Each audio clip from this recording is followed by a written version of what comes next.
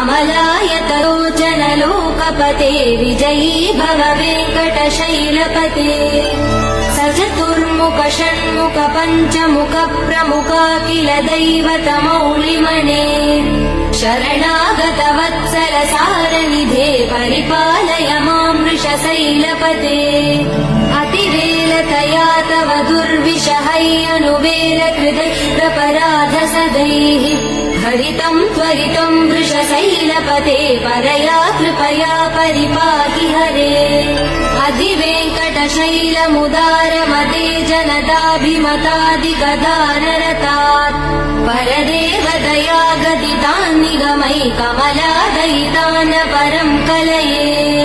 कलवेणुरवावसगोपवधू शतकोटिवृतात् स्मरकोटिसमात् प्रतिवल्लविकाभिमदात् सुखदात् Vasudeva sudo